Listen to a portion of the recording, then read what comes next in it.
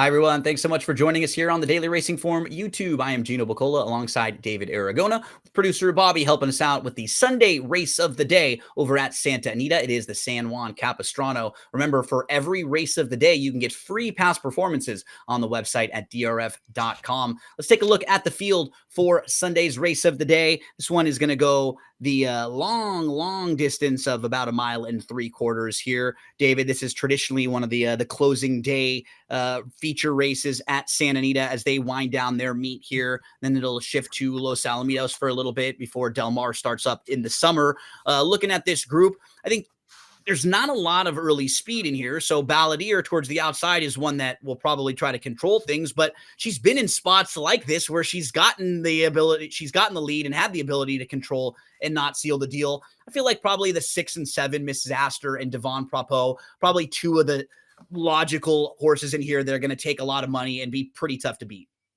Yeah, I mean, we haven't seen the morning line yet, but I would imagine that Devin Propos will be a pretty heavy favorite in this race. He's just run races in the recent past that are on a level that is sort of sits above everybody else in this field. Mrs. Astor has done so against the fillies, but she's one of two females entered against the males in here. And we'll see if she runs in this race because just note Mrs. Astor is cross-entered in the possibly perfect one of the future races on Saturday at Santa Anita. And I think she's 6-5 on the morning line in that spot. So we'll see which spot Jonathan Thomas decides to run her in.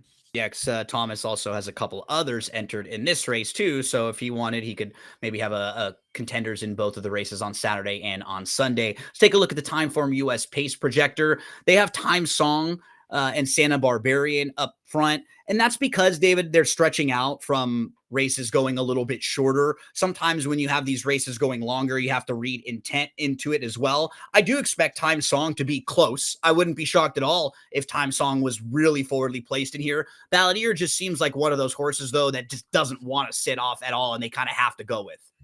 Yeah, races like this are always going to confuse the pace projector because it's based on the pace figures they've run previously, and horses run much faster pace figures in those conventional route races going a mile and the 16th as opposed to the 1.25 mile races that a horse like Balladeer has been coming out of, even though you look down at Balladeer's past performances and you see that he is a confirmed one-dimensional front runner. And even though they're taking the blinkers off Balladeer in this spot, it's kind of hard to imagine them rating that horse. Yeah, I completely agree. He just wants to go. Let's meet the field here for the San Juan Capistrano, starting with Niti. David, he was one of the trickier reads for me in this race because he's a horse who's had a lot of trouble and some real trips recently. We see him getting a good trip finally where he's able to move down to the inside, and it's like all of those bad trips kind of came together and he got that opening down on the inside for the first time in a few races. So I'm not exactly sure what to do with him because I know he's gotten into some trouble, but then my counter would be going longer could be a lot easier for him to maybe just be more forward and not necessarily have to get stuck behind horses in some of that traffic.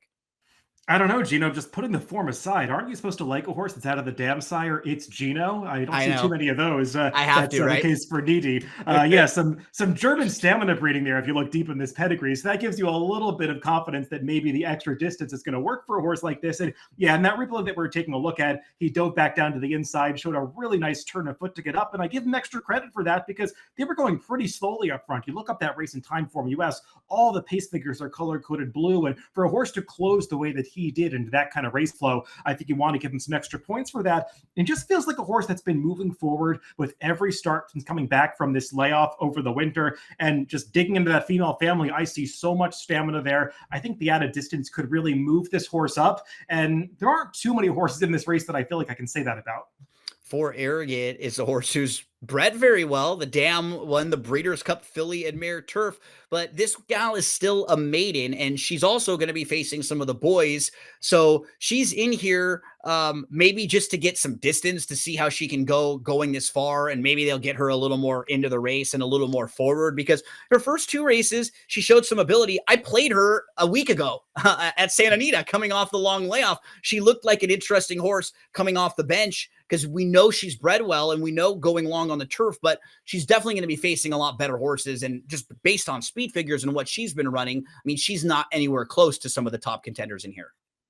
It's a bit of a strange group assembled for this race. Some random horses showing up in this field, and she definitely is one of those as a maiden facing the males. I mean, yeah, I guess the added distance is supposed to work for her based on the pedigree, with her dam being a Breeders' Cup filly and mare turf winner, but she's never shown that she possesses the sort of quality to be competitive at this level, so she feels like a tough horse to like.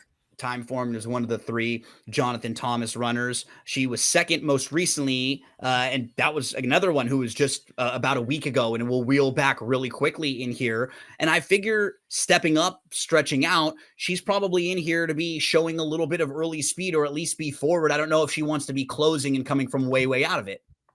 Yeah, I mean, from a class standpoint, this is another horse that feels a little tough to make a case for in this race. He's competed in claiming races and, is coming off that second place finish in a starter allowance race last time. That's pretty far removed from a grade 3 event like he's running in here. You dig into the pedigree, there is some stamina there. The second dam is a horse named Emerald Beach, who ran for these connections, who was a stakes winner going 1.5 miles on the turf. So there is some marathon breeding. This horse will just have to improve a lot with the added distance.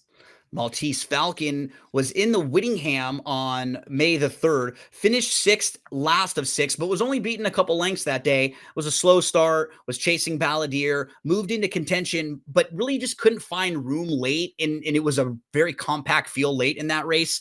Do you think Maltese Falcon can get the job done in a spot like this? I mean, he's a horse that consistently runs those Beyer speed figures in the upper 80s to low 90s, so at least that gives him a leg up on some of the horses that we just talked about. He's got to get the distance, though, and he's tried 1.25 miles, 1.25 miles, 1.3 miles a few times. Don't know if he's really been moving up at those distances, but at least he gets them. Obviously, 1.75 miles is a completely different animal for a lot of these horses. Making his first start in the barn of Labrado Borosio, who has been having a lot of success recently at Santa Anita. But, I know you followed the circuit more closely than I do. It feels like this trainer has a lot more success with sprinters than he does with routers. So I wonder how much I really want to upgrade this horse going this kind of distance. Yeah, kind of the opposite. Sprinters, like young horses too, like a lot of like horses first time out or that are precocious, they do a really nice job with. As you were pointing out, it's a strange field lining up together. You have the Calbred Santa Barbarian, who was a real long shot in the Snow Chief, won that race at 43-1, and now will take another big step up in class off of that victory. I just need to see one for this horse against this type of company. But I mean, good win last time out. Just playing him off of speed figures and stuff, he comes off of a career best effort and probably needs to jump up like 20 more points to be competitive here. Yeah, it kind of feels like he missed the opportunity to cash on this horse last time when he really was not facing the toughest field in the Snow Chief and just got completely dismissed by the bettors and was able to take that step forward. As you said, though, he would need an even bigger step forward to upset a field like this. And then on paper in that race, it looked like there was a good amount of speed, and he had shown speed in his previous wins. So he took back and was way off the pace. It was just like a form reversal for him that you didn't see coming on paper. I need to see him prove it to me in here. We move to Mrs. Astor. She's a multiple graded stakes winner. And David, she's just been a lot better since they stretched her out. You can see the improvement in her speed figures when she went a little bit longer. She just improved a bit. She's now a horse who can show a little bit more versatility when they go a bit longer. But as you were pointing out, she is cross-entered, and she would probably be even tougher in the race on Saturday versus this race where she's facing some of the boys.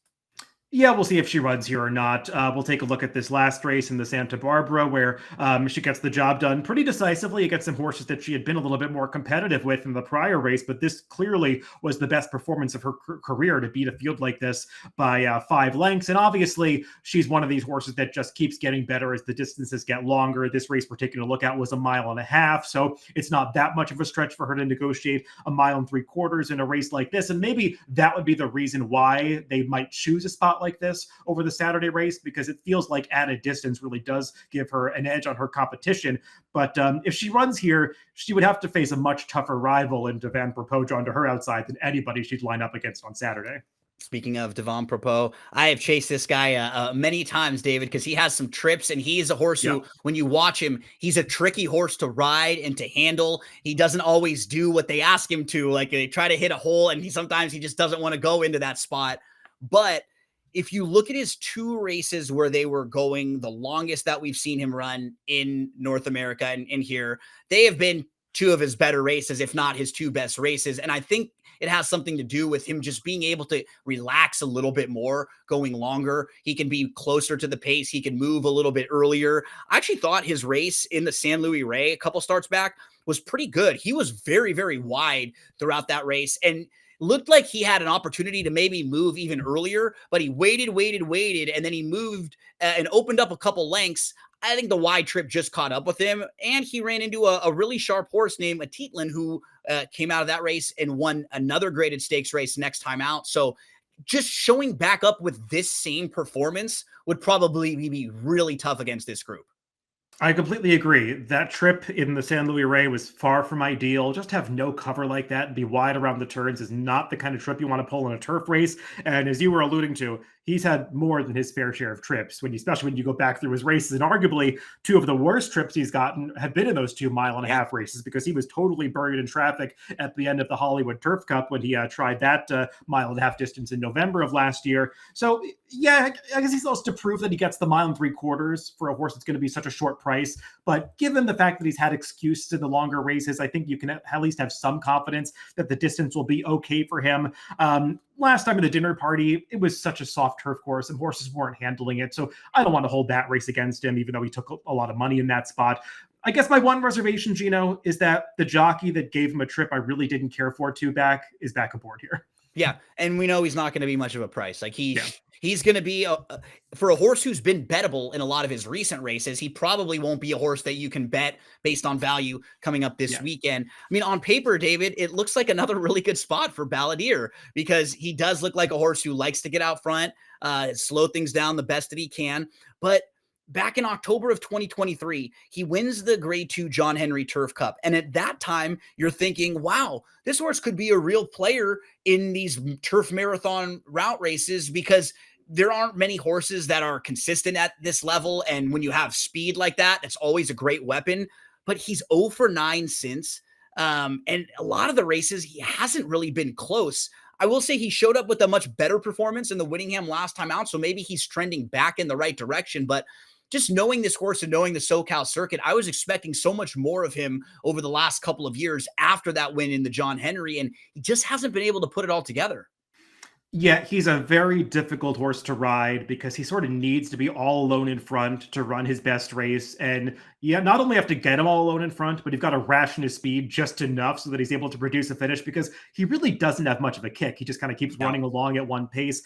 And what also is a problem in this race, Gino, and you see it when you look through his past performances, he is not the kind of horse that you can get to slow down that much on the lead. You don't see any races where he goes 50 to the half mile. When he gets to the front, he's going 48, 49. And it's hard to sustain a pace like that going this 1 3/4 distance. And I imagine that's why they're taking the blinkers off for this race, just to try to get him to settle as much as they possibly can. But personally, for me, I have trouble seeing him getting a distance this far. Yeah, he has 5 races at 1.5 miles. And out of those 5 races, his best effort was 4th, beaten a couple lengths. So we just haven't seen him ever be able to sustain that and ration that speed. And he's been on the lead and clear in all of those spots too. So as we move to selections here, David, I couldn't really get creative. I just thought it was a really good spot for Devin Propos now against this particular field. I think he found a field of his friends and he should be able to sit a nicer trip in here. So I'll go super logical there with he and then Miss Astor if she were to show up. You'll look for a little more value. And I like what you're doing there with Niti, because I think if I were to bet this race, that would be one of the horses I would be looking towards. Yeah, I think Devin Propos is way the horse to beat in this race and the most likely winner. I just think Niti, based on the inferior speed figures, is going to be a bit of a price in here. And I like the trajectory that he's on. He's been improving in every race, and I think the distance will work for a horse like this, who's fine being held up behind horses and then producing that late kick no matter the distance. So I think he's going to be firing a good shot at the end. We'll see if it's good enough to get the Devin Propos, but as you said, he figures to be the right price. And he's also got some of that it's Gino blood, so got to give another nod to Doesn't hurt. Niti as well. So whoever you're playing on Sunday in the race of the day, we wish you the best of luck. And don't forget, free past performances on the website, drf.com.